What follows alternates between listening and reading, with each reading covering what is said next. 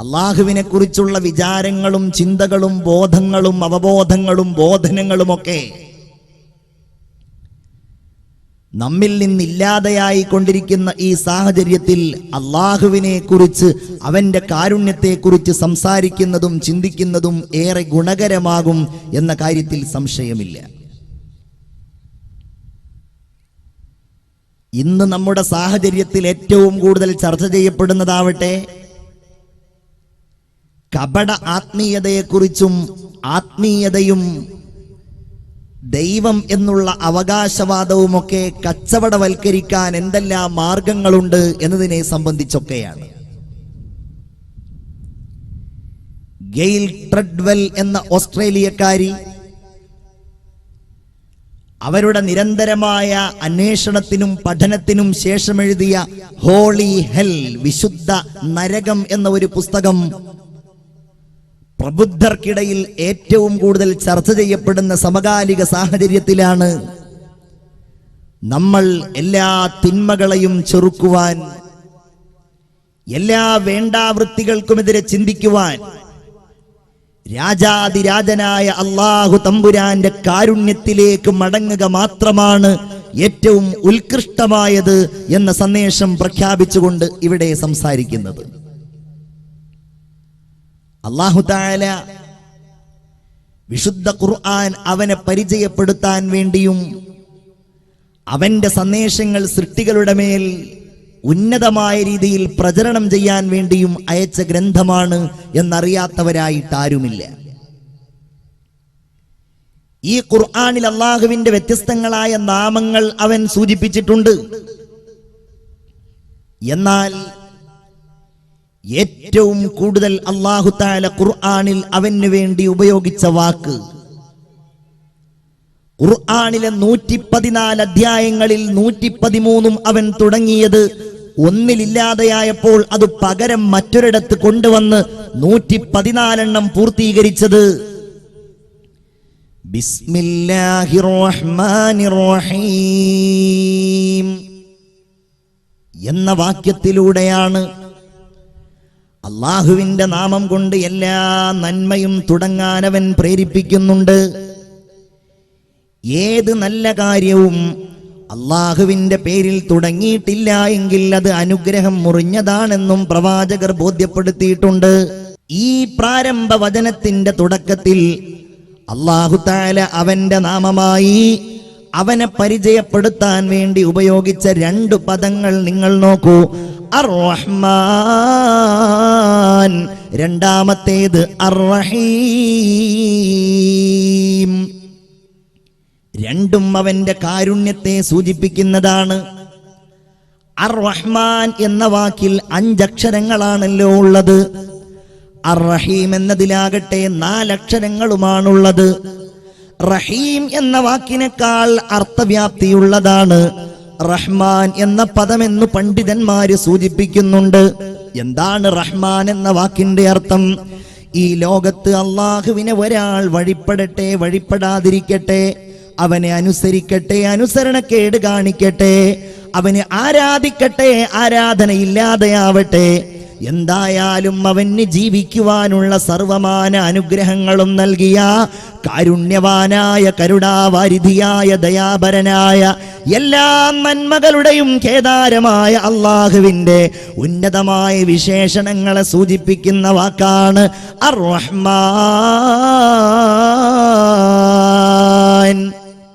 അല്ലാഹു തആല ഏറ്റവും വലിയ കാരുണ്യവാനാണ്. അത് ഉൾക്കൊള്ളേണ്ടവർ നമ്മളാണ്, മനുഷ്യരായ നമ്മളാണ്, ഞാനും നിങ്ങളുമാണ്. നമ്മളാണ് ആ കാരുണ്യത്തിന്റെ വിശാലതയെ കുറിച്ച് പഠിക്കേണ്ടത്, അതിനെക്കുറിച്ച് ആലോചിക്കേണ്ടത്. അങ്ങനെയാണ് രാജാതിരാജനായ സർവാധിനാഥനായ അല്ലാഹുവിന്റെ വിചാരങ്ങൾ നമ്മുടെ ഹൃദയത്തിൽ ശക്തമായി നാം സന്നിവേശിപ്പിക്കേണ്ടത്. നമുക്കിന്ന് അല്ലാഹുവിനെ കുറിച്ച് ഓർക്കാൻ എവിടെയാണ് പ്രിയപ്പെട്ടവരെ സമയം? നമ്മുടെ സമയങ്ങളും നമ്മുടെ സന്ദർഭങ്ങളും നമ്മൾ അപ്രധാനമായ പല സംഗതികൾക്കും വേണ്ടി മാറ്റിവെച്ചിരിക്കുകയാണ്. നമ്മൾ മൊബൈൽ ഫോണുകളുടെ പിന്നിലാണ്. ഞാനും നിങ്ങളും ഫേസ്ബുക്കുകളിൽ വ്യാപരിച്ചു കൊണ്ടിരിക്കുകയാണ്. വാട്സപ്പിൽ നമ്മുടെ കൂട്ടുകാർ അയക്കുന്ന മെസ്സേജുകൾ കണ്ടുകൊണ്ട് ജീവിത ജീവിതത്തിലെ ഒരുപാട് സമയം നിർവൃതിയടയുന്ന നമ്മൾ ഒരുപാട് മണിക്കൂറുകൾ ദുഷിച്ച സിനിമകൾ കണ്ടുകൊണ്ട് ആസ്വദിച്ചുകൊണ്ട് നന്മ എന്താണ് തിന്മ എന്താണ്, ഞാൻ എന്ത് ചെയ്യണം, എൻ്റെ ലക്ഷ്യം എന്താണെന്നറിയാതെ അത്തരം കാര്യങ്ങളെക്കുറിച്ച് ആലോചിക്കാതെ നടക്കുന്ന നമ്മൾ എവിടെയാണ് അല്ലാഹുവിനെ കുറിച്ച് നമ്മൾ ചിന്തിക്കുന്നത്? പടച്ച തമ്പുരാന്റെ ഓർമ്മ ഏത് ഘട്ടത്തിലാണ് എൻ്റെ പ്രിയപ്പെട്ടവരെ? എന്റെയും നിങ്ങളുടെയും മനസ്സാന്തരാളങ്ങൾക്കുള്ളിൽ ഒരു വെളിച്ചമായി, ഒരു പ്രകാശമായി, ജാജ്വല്യമാനമായ ഒരു ഓർമ്മപ്പെടുത്തലായി എവിടെയാണ് പ്രിയപ്പെട്ട സഹോദരീ സഹോദരന്മാരെ വരുന്നത്?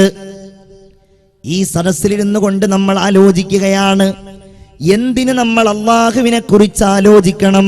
അല്ലാഹു തന്നെ പറയുകയാണ്, വആതാകും മിൻ കുല്ലി മാ സഅൽതുമൂ. അല്ലാഹു പറയുകയാണ്, നിങ്ങൾക്ക് എന്തെല്ലാം ആവശ്യമായിട്ടുണ്ടോ അത് മുഴുവനും നിങ്ങൾക്ക് നാം നൽകിയിരിക്കുകയാണ്. വളരെ ചിന്തിക്കണം. നമ്മുടെ റബ്ബുണ്ടല്ലോ, ഈ പ്രപഞ്ചമേ ഇവിടെ ഇല്ലാതിരിക്കുമ്പോഴും ആസ്തിക്യമുണ്ടായിരുന്ന സർവാധിനാഥൻ, ഈ ലോകം സൃഷ്ടിച്ച ഈ ലോകത്തിന്റെ പരിപാലകനായ നിയന്താവായ അല്ലാഹു റബ്ബുൽ ഇസ്സത്ത് പറയുകയാണ്,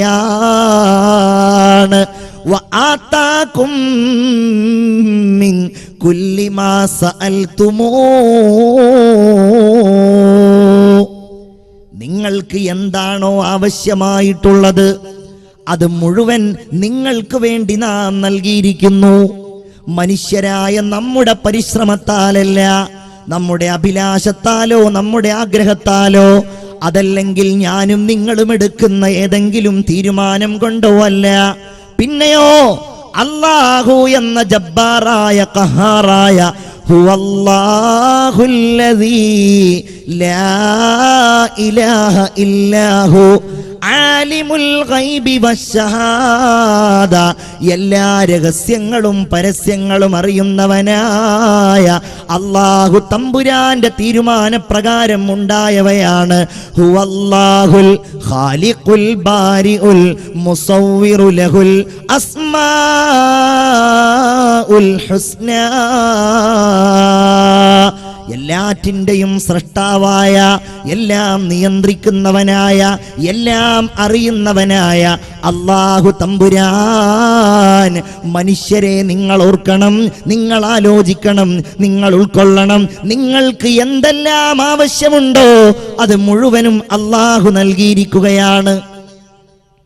നമ്മുടെ മനസ്സിൽ ആ ഓർമ്മ സ്ഥിരമായിട്ടുണ്ടാകണം, അല്ലേ? ഇമാം ഗസാലി റളിയല്ലാഹു അൻഹു പറയുന്നുണ്ട്, ഏതൊരു കാര്യവും മനുഷ്യർക്കിടയിലുണ്ടായാൽ ആ കാര്യത്തിന്റെ കാരണങ്ങൾ അന്വേഷിക്കുന്ന ആളുകളുടെ ഈമാൻ പൂർണ്ണമാണോ എന്ന് സംശയിക്കേണ്ടിയിരിക്കുന്നു. ഒരു ഉദാഹരണം പറഞ്ഞാൽ, നമുക്കൊരു രോഗമുണ്ടായി, നമ്മുടെ മക്കൾക്കൊരു രോഗമുണ്ടായി, നമ്മൾ വേഗം അന്വേഷിക്കുന്നത് അതിന്റെ മെഡിസിനെ കുറിച്ചാണ്. നമ്മൾ വേഗം ചെല്ലുന്നത് അത് ചികിത്സിക്കാൻ ആവശ്യമായ ഡോക്ടറുടെ അടുക്കലേക്കാണ്. കാരണങ്ങൾ അന്വേഷിക്കുന്നതിന്റെ മുമ്പേ നിങ്ങളുടെ മനസ്സിൽ ആ രോഗം നൽകുന്നവനും ആരോഗ്യം നൽകുന്നവനും അല്ലാഹുവാണെന്ന ചിന്തയുണ്ടാകണമേ. അല്ലാഹുവിന്റെ റസൂല് ഓർമ്മിപ്പിക്കുകയാണ്, നിങ്ങൾ എല്ലാ സന്ദർഭങ്ങളിലും അല്ലാഹുവിനെ കുറിച്ച് ചിന്തിക്കണം. രോഗം വന്നാൽ നിങ്ങൾ 2 റക്അത്ത് നിസ്കരിക്കണം. എന്നിട്ട് നിങ്ങൾ അല്ലാഹുവിനോട് ദുആ ചെയ്യണം, അല്ലാഹുമ്മ അദ്ഹിബിൽ ബഅസ റബ്ബന്നാസ് വശ്ഫി ശിഫാഅൻ അൻത ശാഫി ലാ ശിഫാഅ ഇല്ലാ ശിഫാഉക. ബിന്റെ ആ ഓർമ്മയിലും ചിന്തയിലും അവന്റെ കാരുണ്യത്തിന്റെ വിചാരത്തിലും കഴിഞ്ഞുകൂടാൻ നിർബന്ധിതരാണ്. നമ്മളതിന് തയ്യാറാകണം. നമ്മൾ അനുഭവിക്കുന്ന എല്ലാറ്റിൻ്റെയും ഉടമസ്ഥൻ അല്ലാഹുവാണ്. എന്റെ ഈ തിരിച്ചറിവ് നമുക്കില്ലാതെയായി പോയി. ലഹൂ മാ ഫിസ് സമാവാതി വമാ ഫിൽ അർള്. ആകാശത്തിലുള്ളതിന്റെ ഉടമ അല്ലാഹുവാണ്, ഭൂമിയിലുള്ളതിന്റെ ഉടമ അല്ലാഹുവാണ്. നിങ്ങൾ നോക്കൂ, മനുഷ്യരായ നമുക്ക് വേണ്ടിയല്ലേ വാനലോകത്ത് കത്തിത്തിളങ്ങുന്ന സൂര്യൻ അല്ലാഹു തആല സംവിധാനിച്ചിരിക്കുന്നത്. മുസൽമാനെ നമ്മൾ ആലോചിക്കാറുണ്ടോ റബ്ബിന്റെ കരവിരുതിനെ കുറിച്ച്? അവന്റെ കാരുണ്യം കൊണ്ടല്ലേ എത്രയോ ലക്ഷക്കണക്കിന് മൈലുകൾക്കപ്പുറത്ത് ഭൂമിയേക്കാൾ 10 ലക്ഷം കോടി ഇരട്ടി വലിപ്പമുള്ള സൂര്യനെ അല്ലാഹു തആല സംവിധാനിച്ചിരിക്കുന്നത്. നിങ്ങൾ ചിന്തിച്ചു നോക്കൂ, നമ്മുടെ ഈ മുഷ്ടിക്ക് സമാനമായ ഹൃദയത്തില് ഉൾക്കൊള്ളാൻ കഴിയാത്ത എത്ര വിശാലതയാണ് അല്ലാഹു തആല ഈ പ്രപഞ്ചത്തിന് നൽകിയിട്ടുള്ളത്. എല്ലാം കാരുണ്യവാനായ അല്ലാഹുവിന്റെ കരവിരുതു മാത്രമാണ്. അവന്റെ ഉന്നതമായ സൃഷ്ടിപ്പിന്റെ ഉന്നതമായ പ്രകാശനങ്ങൾ മാത്രമാണ്.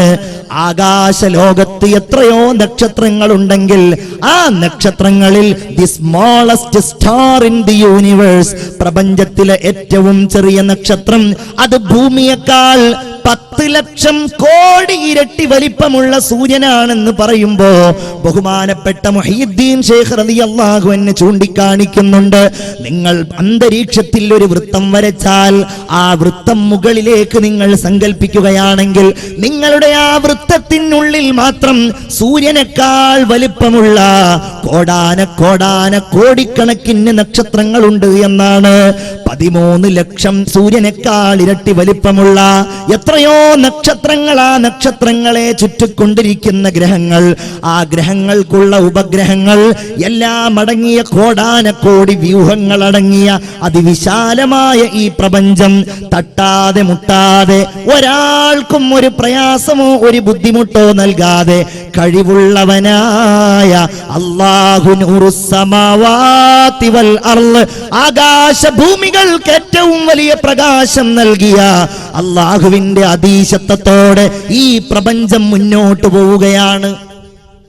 ആ കാരുണ്യം നമ്മുടെ മനസ്സിൽ വരട്ടെ, ആ റബ്ബിന്റെ വിചാരം നമ്മുടെ മനസ്സിൽ വരട്ടെ. നമ്മളാണത് ഉൾക്കൊള്ളേണ്ടവർ, നമ്മളാണ് ആസ്ട്രോളജി പഠിക്കേണ്ടവർ, നമ്മളാണ് വാനശാസ്ത്രം പഠിക്കേണ്ടവർ. ചിന്താശൂന്യരായി കഴിഞ്ഞുകൂടുന്നവർക്ക്, ബോധമില്ലാതെ കഴിഞ്ഞുകൂടുന്ന ആളുകൾക്ക് അല്ലാഹുവിന്റെ സൃഷ്ടിലോകത്തെ വൈവിധ്യങ്ങളെക്കുറിച്ചോ അവന്റെ വൈഭവങ്ങളെക്കുറിച്ചോ ഒന്നുമേ തിരിച്ചറിയുവാൻ കഴിയില്ല. പടച്ചവനെ അറിയേണ്ടത് അവൻ സൃഷ്ടിച്ചു വെച്ചിരിക്കുന്ന